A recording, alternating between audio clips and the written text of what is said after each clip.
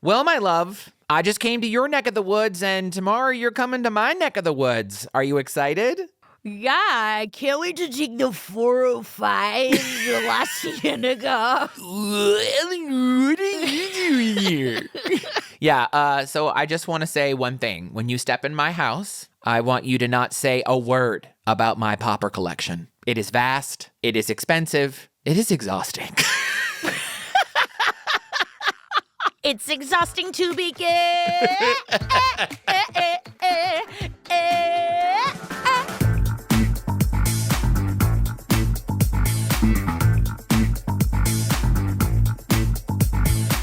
Hello, everyone, and welcome to I Think Not, the podcast where your podcast host lives on different coasts and they visit each other and they do poppers, apparently. I am Ellen Marsh, and across from me is Joey, who is blind, gay. Imagine you just walked into my house. Side note, she's bringing Thermos, her boyfriend who I'm meeting in real life for the first time. And imagine you just walked in my house and you're like, what's that smell? And also, why is my butthole expanding? I don't know what's... Joseph!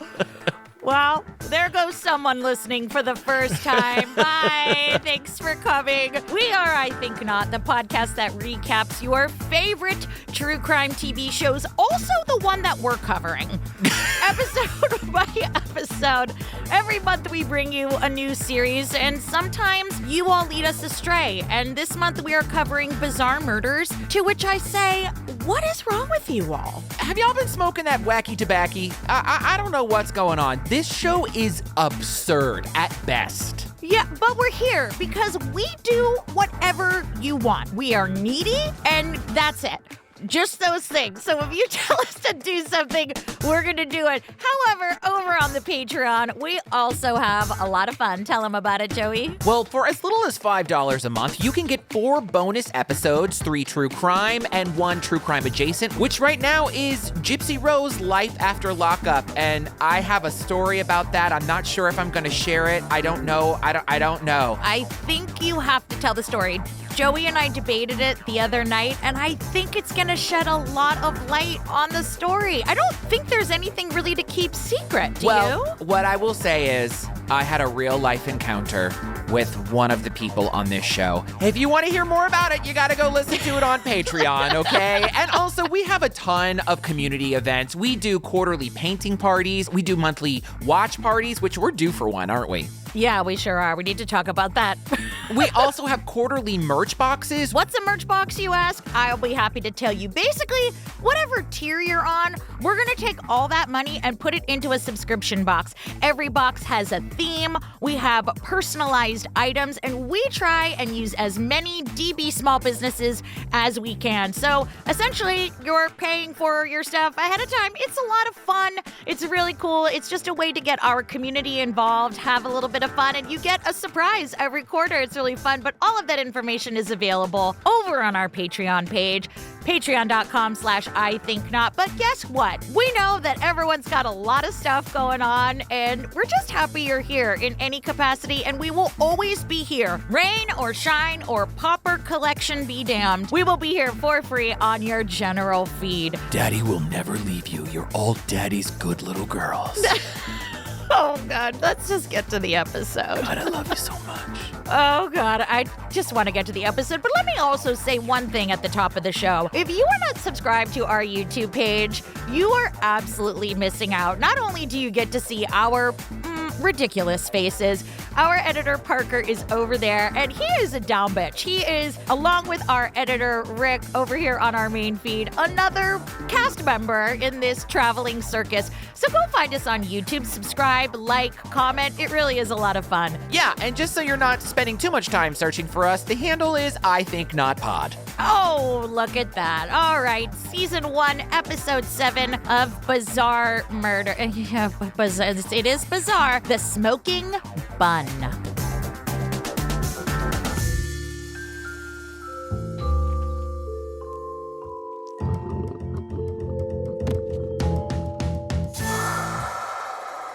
Well, the year is 2006, and we are in Lincoln, Nebraska, where I would imagine the temperature this time of year is 2. Now, This show loves to insult people. They'll be like, Mark is a 25-year-old virgin, or Amy is a 30-year-old. Well, they do the same thing with today's subject, Cecilia. Just listen. Cecilia is a 21-year-old high school dropout. Okay, pipe down. You don't know her life. You don't know what she's been through. I said exactly that. I literally wrote in my notes, I'm not sure why they tell us that she dropped out of high school, but they tell us. Yeah. That's straight from my notes. Next, they're going to say, Joey is a 45-year-old We know! I don't think they're allowed to use that word. But also, Cecilia, hit it, Rick. Cecilia, you're breaking my heart. You're shaking my confidence daily. There's not enough people named Cecilia in this world. Anyway, we learned that Cecilia in the past has run into a little trouble, kind of fell in with the bad crowd. She's had a bit of bad luck, but she is at the start of a new beginning. We see reenactment Cecilia packing up her reenactment moving van. When I hear Cecilia, I just want to go, CC Bloom. So, ADHD. Well, Cecilia's best bud Judd is here helping her move into her new apartment. And while they're moving in, Cecilia and Judd meet her new neighbor, Matteo, who is a very nice guy and offers to help with the move. Also, incidentally, while they are unpacking this U-Haul, it has about 6 things in it. These actors, Judd is absolutely, without question, carrying an empty box. It's pantomime 101, people. Constrict your arms. Make it look like you're carrying something. There's nothing in that box. She's got 4 things, and 6 of them are pillows. I don't know. Think about it. I haven't. Honey, they're on a shoestring budget. Well, guess who shows up to ruin this day? A man, always. It's Cecilia's ex-boyfriend, Dylan. Girl, they'll always be anything but helpful, an ex. So Dylan and Judd, they end up getting into it, right? And this is the reason Cecilia was trying to start a new life for herself. We get a little bit of a backstory on Cecilia and Dylan's relationship. When she was 16, she met Dylan, who was the bad boy around town. You know how they know he was the bad boy, right, honey? Is he wearing a backward cap? Nah, he is wearing a leather jacket. There you go. El mismo, you know. He's basically Kaniki. And a hickey from Kaniki. It's like a Hallmark card. A Hallmark card. Yeah. Anyway, so she starts hanging out with Dylan, not doing such great things, and skipping school. And bada bing, bada boom, they move in together. Yeah, she drops out of high school. And the thing is she knew she eventually had to get away from him. Dylan was a violent man, right? Yeah. And no matter what, she can't escape him. So Dylan was relentless and abusive, as you said. And what a better time than now to have our favorite Muppet masquerading as an FBI agent, Stephen Moore, who you might recall from other episodes. And he tells us this. At the FBI, we take it very seriously that 1 in 4 women in the United States have been the victim of severe physical violence. Steve, I know you're listening. We have the same internet, my guy, okay? It's not 1 in 4. It's 1 and 2. Now stop it, okay? Or you are gonna get kicked right off this podcast. I'm just kidding. We still have 1 episode to go. Carry on, my love. So it just really sucks that Dylan shows up on her moving day and her best friend Judd and Dylan get into it. They are tussling. And what sucks even more is that Dylan already knows where she lives. And so Cecilia's like, get the fuck out of here. I'm gonna call the cops. I don't want anything to do with you, right? Now, remember, new neighbor Matteo is here and he's like, oh wow, your first day at our apartment complex. Things are going great. Yeah. So Dylan finally leaves, and Matteo and Judd continue to move Cecilia's stuff in, and she starts to get settled. Probably a bunch of IKEA runs. When was the last time you bought something from IKEA? I think Hairspray was still on Broadway. Okay, that's fair. So just to let you know those horrible instructions where they have the cartoon people, but the cartoon people don't have hands? Mm-hmm. I never understood what was so, I don't know, expensive or difficult about drawing hands, but I'm here to tell you those instructions, they still don't have hands. Well, also, have you tried to read them? The directions read like this. Knuffen, hecken, haken, tufen. If you think you can talk and Take the flingendargen from the Hüflenflacken, and then you take your Flieselnasel and you put it in your Hefeweizen. Please do not confuse the Flöfenkaken with the Turkentuken. Or you will end up with a very disassembled Biffenhaken. So Cecilia settles into her new place, and she's just trying to get shit done. Settle into her new routine. She's independent. She's loving it. Well, fast forward 2 weeks later. And all of a sudden, we see reenactment Judd calling an ambulance, and it pans to Cecilia deceased in her tub. And we see this crime scene. So since probably not a lot of you are watching it, except for the DBs that recommended this show, which, by the way, please call your therapist, the narrator says this. Using specialized tools, investigators scour the crime scene, uncovering evidence that is present but invisible to the naked eye. Well, if you're not watching this, right, we see the reenactment actors with the blue lights. We've seen this, the luminol testing to see if there's any fingerprints or anything has been wiped up. But rather than scanning a surface or a wall or bathroom tile, there's like billions of hot dog buns on the ground. It's fine because it is part of the story, but they do that when they say evidence that is present but invisible to the naked eye. Bro, there's 10,000 hot dog buns on the ground. That's so visible. I mean, maybe not to my grandma because she's in the ground, but it's visible to most people. Well, that took a turn. I think this show is produced by The Onion, I swear. It's all just one big inside joke. As they're processing the crime scene, big dummy FBI agent Steve tells us that finding fingerprints and blood at a crime scene is crucial for solving the case. Yes, my love. He also says this. Cops love prints. I mean, people say we go off topic and Stephen Moore is out here talking about prints. That just seems a little unfair. So all of a sudden, these cops in Nebraska are like big Prince fans and we need to talk about it on this show. I just think that's a little unfair. They say we go off topic. Also, do you know something that not a lot of people know? Do you know that Prince actually wrote Sinead O'Connor's Nothing Compares? He also wrote Manic Monday by the Bangles and I Feel For You by Shaka Khan. My love. There is some, what? Hi. That's not what he said. He didn't say Prince like the singer. He said prints, as in fingerprints. So back to the investigation. Okay, wow, I am a lucky man. Also, I just want to take a second. It breaks my heart that this poor young woman was just trying to start her life over, create a new path for herself, and that in a moment, it's all over. It's so tragic. She lived in this apartment for 2 weeks, and now it's a crime scene. So back to the crime scene, they very quickly find bare footprints in the hallway leading to the bathroom where Cecilia was found. There had also been an attempt to clean the scene. And that's when FBI agent Steve tells us what fingerprints are and how they can identify people. I swear to God, this is the type of man who would spend an hour talking about the benefits of manure on a first date. Like, just no rhyme or reason. And so they continue to collect evidence from Cecilia's apartment. There's blood in the hallway, on the counter, in the bathroom. Everything is kind of a mess, which makes investigators believe that this wasn't premeditated, plus all the hot dog buns. They tell us that she fought her attacker. So assuming that she had some defensive wounds, they realize that she has been hit, her teeth have been knocked out, and she was also cut with a knife. Listen, I do not condone violence ever for any reason. But if there was any violence to be done, I'm going to beg it be done to Steve Moore because he says this. The body was found partially clothed and placed in the tub. This tells me that there was probably an assault. Probably an assault? There was like very likely an assault, like there was like perhaps an assault. There's blood everywhere. This poor woman is deceased and there's presumably an assault. It was an assault, Steve. Steve really pushes my buttons. Nothing gets by Steve.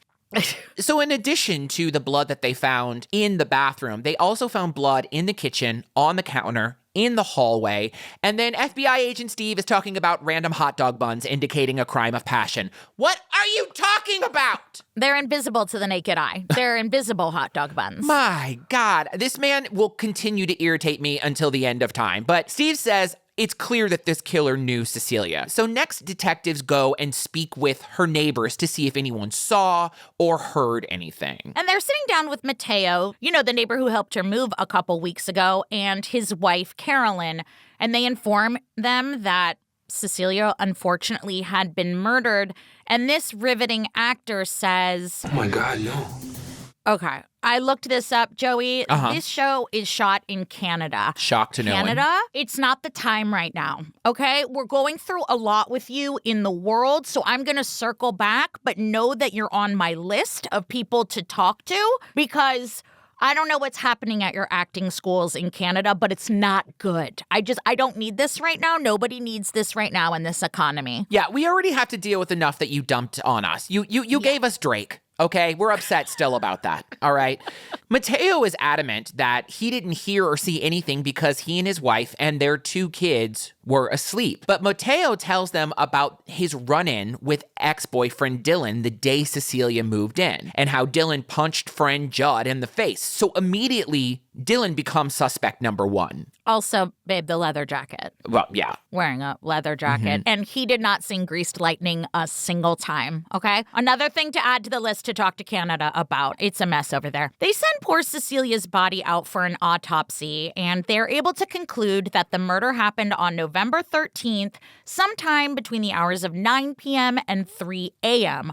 I fucking love forensics. Yeah, it's fascinating. Sometimes when we were covering forensic files, I'm just like, you guys, it's so cool. The fact that they can narrow down the hours. Where's Jane? Our down bitch Jane does forensics. I have a million questions. Does any other DB do forensics? Isn't it just so freaking cool? It is, but then forensic files, they needed to take a moment to remember that they are not talking to other scientists. They started getting into things. They're like, we took the formaldehyde and ran it through a pressure cooker, and then we took the tube and burbles and flipped them through a flism-flosm. I'm like, that means something somewhere, but not in this house. Because don't forget, when you take the gigawatts and you subordinate them and then you cross-reference the magna cum laude, you have Bitcoin.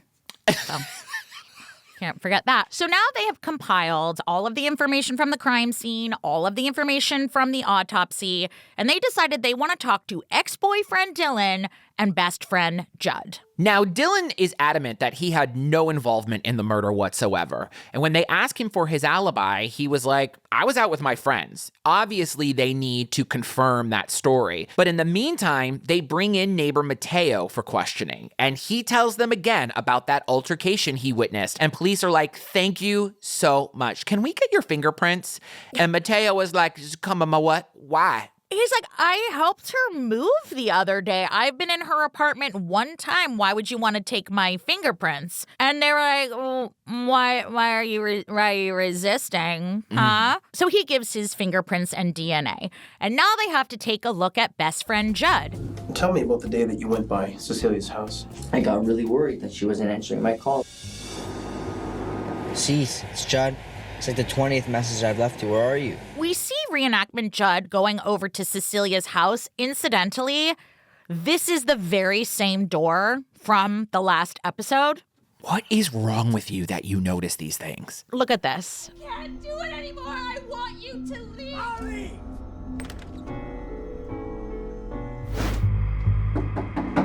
Cease, open up. Cease. Maybe those doors are just popular in Canada. No, basically, production was like, we got to shoot 62 of these episodes in 3 days. My mom is in Boca Raton this weekend, and we're going to use her house. We're going to lob them up and knock it out of the park. Let's go. Every interior shot will be shot with that door. Don't touch my mom's precious moments figurines or heads will fucking roll. Ready, set, action. But you can borrow her leather jacket that she got from the buckle. Put it on Dylan. It'll fit him. Same house. And to answer your question, my love, I don't know what's wrong with me. I don't know why my brain does these things, but I had to go back because in my mind, I was like, that's the same fucking door. And then I had to go back to last week's episode and prove to myself I was right. Nobody was challenging me. Yeah. I just had to prove it to myself. You know, have you ever heard the saying, the calls are coming from in the house? Yeah. So what's that BetterHelp code again? So Judd explains he went in through the window. He just had this gut feeling and he went in through the house, calling out Cecilia's name, stepping over hundreds of hot dog buns. And that's where he found his friend deceased in the tub. I mean, I can't even imagine how traumatic that must have been for him. And when they ask Judd, who would want to hurt her? Who would do this? Do you have any idea? Immediately, he said, ex-boyfriend Dylan. And that's when FBI agent Steve mentions those goddamn hot dog buns again. Will you shut the fuck up about the hot dog buns. So right now, the suspect list is neighbor Matteo, ex-boyfriend Dylan, and best friend Judd. And they take prints from all three men. Footprints? Yeah. I don't know how you get it on that little itty-bitty ink pad. They got to bring the ink pad to the foot. That seems like a logistical nightmare, okay? Dylan's alibi is airtight. He was out drinking with two college co-eds, so now they turn to Judd. How does a 165-pound man slip through a tiny window and not disturb anything on the kitchen counter? They noted when they took the crime scene photos, everything by the window was intact and nothing looked like it had been knocked over by a grown man coming through the window. Yeah, they were like, this big-ass man trying to fit through this tiny window that only a Keebler elf could fit through? Right, exactly.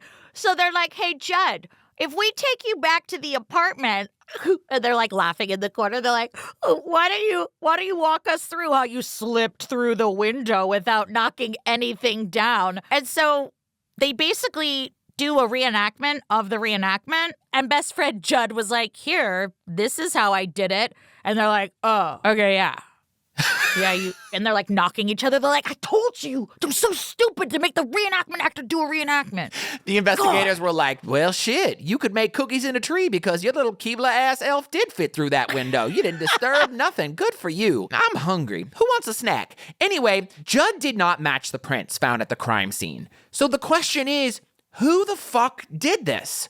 Well, they end up getting a lucky break because they find a match for the bloody footprint found at the crime scene. It belongs to Matteo, the married neighbor. So they bring Matteo back in and they inform him about the footprint evidence. And he's like, okay, here's the real story. I've been having an affair with Cecilia. And that night, this is what happened. Well, actually, thank you for sharing that sort of concise version of what happened. He did change his story. And I actually think that he told them the story through song.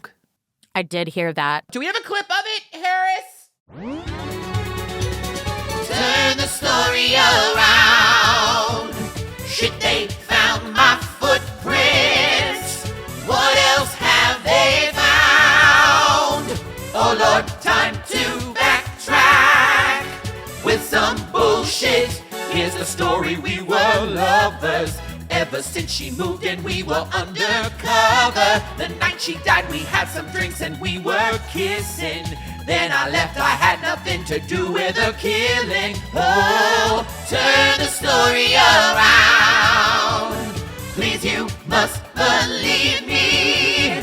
The footprints you have found were only 'cause I came back the very next morning. Don't you look at me with all that suspicion. I'm married with 2 kids. Can't you tell I'm a nice guy who stepped on some damn buns?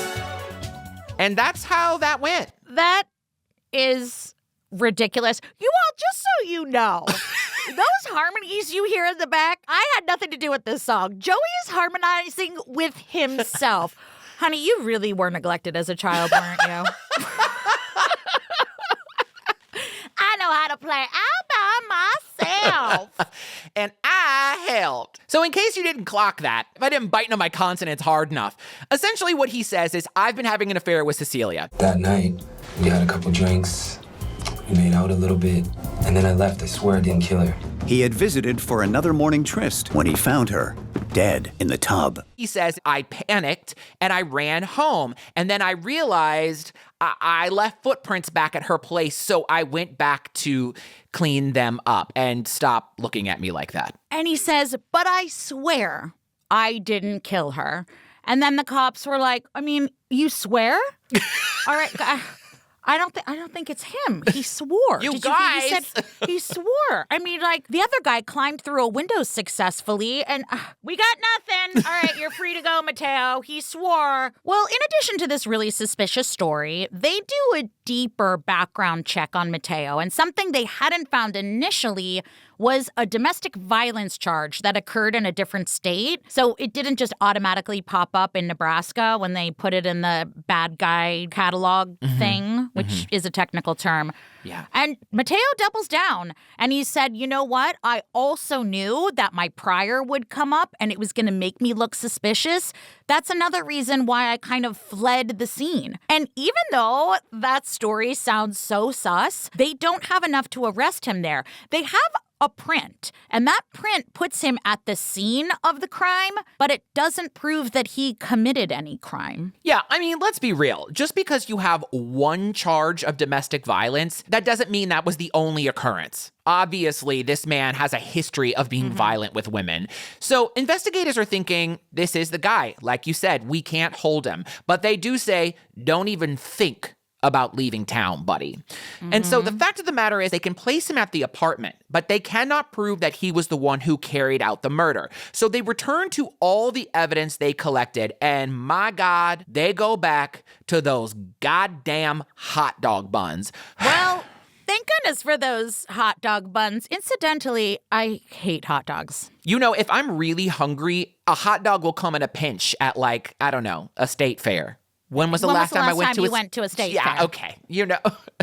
When I won the pig catching competition over at that state fair that one time. Was that the last time? Y'all, for those of you who are just tuning in for the first time, about a year and a half ago, we covered an episode of Disappeared where Ellen convinced me that she went to a state fair, wrestled a hog, and ate fried Oreos. And I believed her, which I don't know what that says about me or what that says about her. Why are we friends?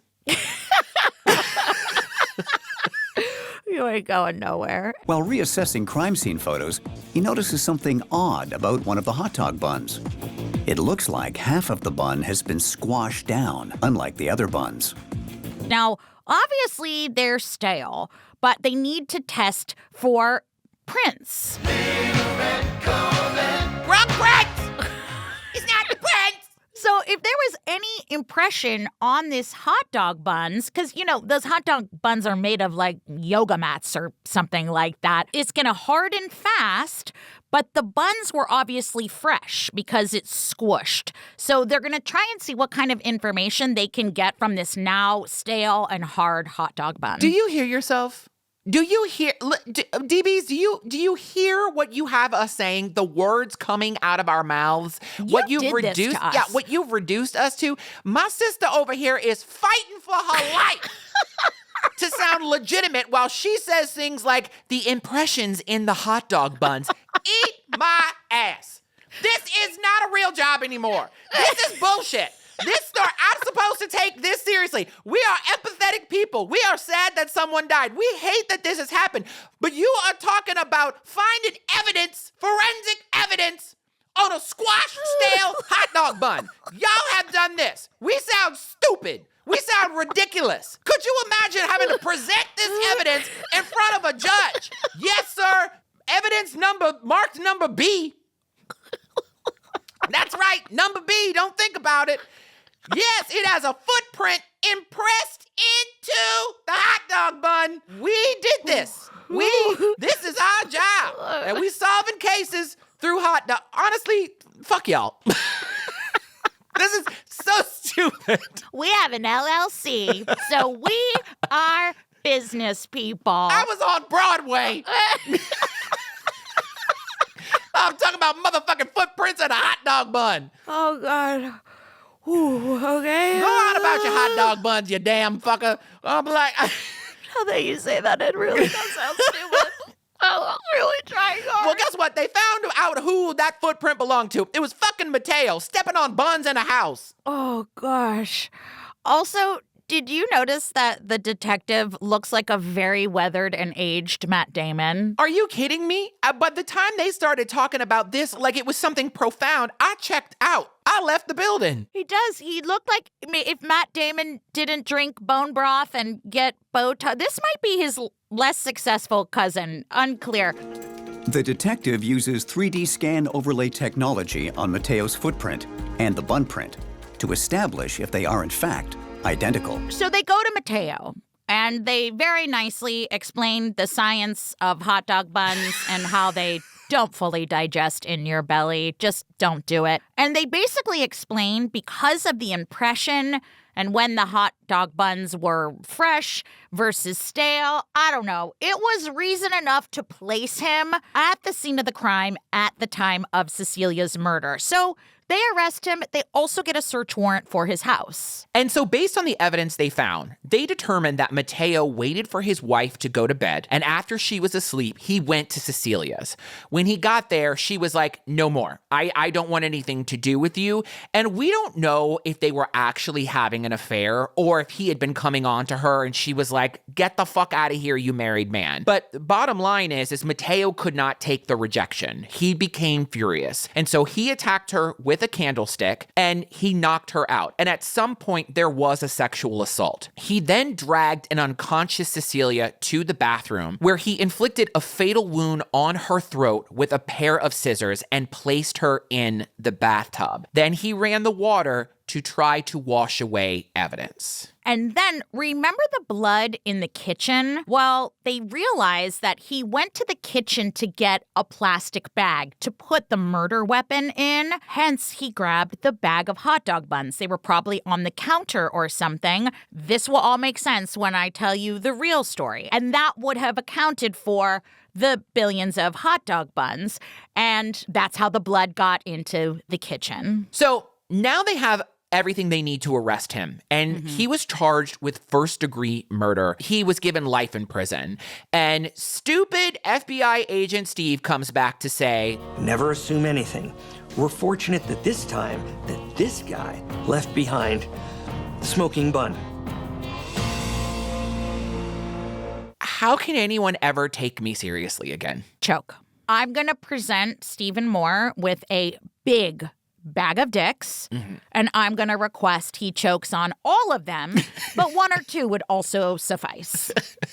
Well, as you all know, if you have been listening to this series, these episodes are loosely based, some more loosely than others. This is actually pretty interesting. Can I tell you about it, Joey? Please. Also, I just want you to know I will be charging you, Joseph, for my hours of extra research. Yes. Not because I have to do it, but because every time I finish an episode, I'm like, okay, what's the real story? Exactly. There is something very wrong with me.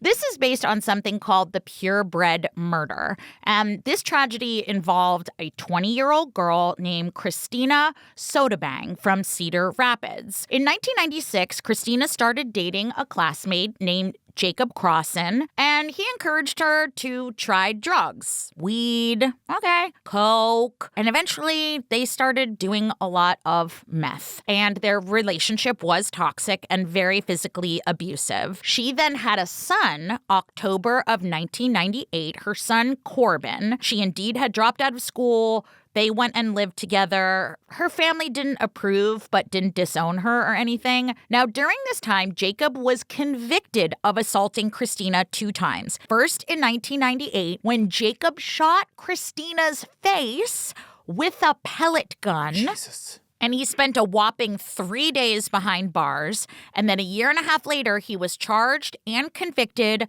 of injuring her with a knife, which left a 4-inch cut on her forearm and small cuts to her throat. Whoa. Keep that in mind. She was finally able to get away from him, and she indeed moved into an apartment, just her and her 2-year-old son, Corbin, and she did meet a friendly neighbor when she moved in. Now, this all happened Labor Day. They weren't hot dog buns. They were hamburger buns. I genuinely don't understand that change. Maybe the props master couldn't find hamburger buns. I don't know. But it's Labor Day. So it would have been maybe she was going to a barbecue or something. A friend came knocking on the door. There was no answer. He looked into the window, saw little toddler Corbin crying and screaming, and that's when he called the police. Now, the first thing that investigators noticed was the bloody footprints on the floor. Now, according to records, this is really dark. Christina was struck in the face with a frying pan. Jesus Christ. And that blow knocked out 3 or 4 of her teeth. She was stabbed. She was sexually assaulted. She did get a wound from her throat, and she was deliberately positioned when they found her. Now, upon interviewing neighbors, they interviewed a man by the name of Carlos Robinson, and several of their other neighbors were questioned too, and Carlos denied having anything to do with it. He authorized the collection of his DNA footprints and his fingerprints, and those did match. And he came back with another story. He said he heard noises coming from the apartment and wanted to see if she was okay. He did find Christina the night before, but didn't report it because he panicked. And he was a black man, and he knew it would look suspicious. That is what he said to authorities and in court. He was arrested, and when they searched his home, they found a T-shirt with a little blood spot that matched Christina's DNA. Wow. They also did DNA testing, and they matched his sperm to that they found in Christina. However, they found 2 male sperm specimens in Christina. Put a pin in that. So in 2002, Carlos Darnell Robinson, her next-door neighbor, was found guilty and was charged and sentenced to mandatory life in prison without the possibility of parole. He appealed the verdict, claiming his innocence. That was thrown out. And remember, there were 2 sperm profiles collected, and in 2017, he requested DNA testing of that second sperm sample, and the judge denied it. So now, today, Carlos is 50 years old. He's incarcerated at maximum security Iowa State Penitentiary in Fort Madison. That's what the story was based on. Upon my research and reading a lot about this, there are a couple things that don't sit right with me. Because I always want the bad guy in jail, but I admit that I can be kind of goldfishy. I can kind of go wherever the story leads me, and something doesn't sit right with me. Usually dairy, but that's another story. Okay. In the real timeline, she moved 3 days before she was murdered, okay? Wow. She took her son away from this violent, angry man 3 days prior. This attack was aggressive and violent, somebody with a vendetta. I wonder what the motive of Carlos would have been to violently attack her, hit her in the face with a frying pan, cut her in the neck, which, remember, I told you in 2000, he had cut her in her neck. Right. And cut her in the forearm. And also, Carlos said that they had had consensual sex. Of course, we'll never know the truth. What if that second sperm profile was Jacob, her real ex-boyfriend? I'm not a big let me dive into this wrongful conviction, but I don't think this case is as open and shut as they made it out to be. Because what would his motive be, Carlos? Okay, yes, he had a partner and kids. Let's say she said, I don't want to have sex, or I want to be. It was 3 days later. Right. And to so violently, he knocked out her teeth. I feel like there is an argument that they did not investigate Jacob enough. What do you think? No, that's actually interesting. So you think that there might be a world where she had consensual sex with Carlos and that same day. And actually, if her ex was spying on her and saw that man go into her apartment, that could have sparked some sort of rage in him, and he waited for Carlos to leave and then attacked her. So Christina was small. She was a small Asian woman, and could be, I don't understand the violence of it for someone that was like, don't tell my wife we had sex that time. I mean, the stabbing, the assault. Yeah. And he had already had a violent past, and he already cut her neck. Yeah. No, that is definitely compelling for sure. But either way, like this whole thing, it's just so tragic. It's awful. And, normally I'd be like, fuck you, fuck your appeals, but why don't you test that second DNA? Because if that second DNA was Jacob and they had been broken up for a long period of time, why wouldn't they test it? So what you're saying, too, is like because she was, a small woman, like it wouldn't take much to overpower her, like exactly that kind of crime. So if it was Carlos. Yeah, he didn't have to go that far to. Exactly. Right. I don't think he had to be so violent. We both say we hate the crime of passion. passion thing, but that innate anger of someone that has wronged you, taken away your son. Also, the son was in the house the whole time. That is horrible. With his mother's deceased body. I'm just saying, I really feel like they open and shut this case, and Carlos's whole defense was, yes, I should have said something when I found her body, but I'm a black man in Cedar Rapids, Iowa. Is it Idaho? I don't know. The middle parts. I was going to be a suspect immediately. Yeah. Wow. Maybe he did it. I just want the bad guy in jail. I'm just saying there is more to this story. Yeah. Crazy, right? Yeah, that is an insane story. Also, it just breaks my heart. Like, I hate hearing stories where someone, and it doesn't matter regardless of gender, when someone is trying to start a new life for themselves, because that already is so hard. You're talking about resources, and especially if you're trying to escape a violent situation. As a single mom. Yeah, and trying to do that safely. And I'm sure that the impetus for all of this was her kid.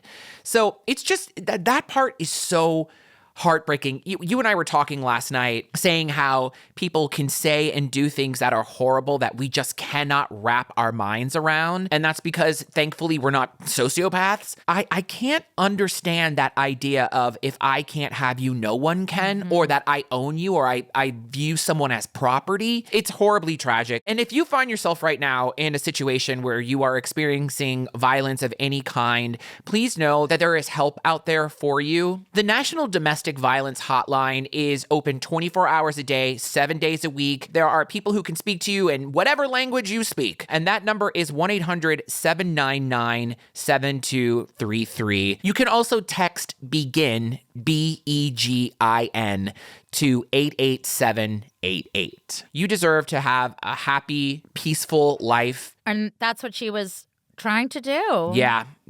That's such a tragic story. We love you. Please be safe. Joey, please say something funny. Well, I tell you this. I would rather buy a 8-drawer dresser from IKEA and try to assemble it reading Swedish than ever watch this show again. I don't want to hear about hot dog buns, sports memorabilia.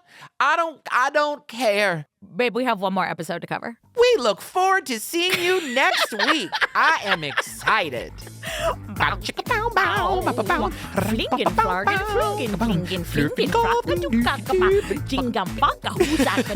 Who's on first and how was it? Thank you, down bitches. This is part of the fun, is puzzling together what fucking story they are talking about. We do have one more episode of Bizarre Murders. We also have our true crime adjacent show coming up, and that is Secret Lives of Mormon Wives, as well as all of our coverage over there on Patreon. You're going to find hundreds of episodes. You can get ad-free. Don't forget, we watch Traitors on Thursday nights on Discord. Y'all watch Traitors on Thursday nights on Discord. I watch it because it's so much fun. If you hadn't had a chance to swing by and you're worried that you're going to catch it mid-season, don't worry about it. It'll be fine. We love you so much. Head on over to Patreon for all of that bonus information.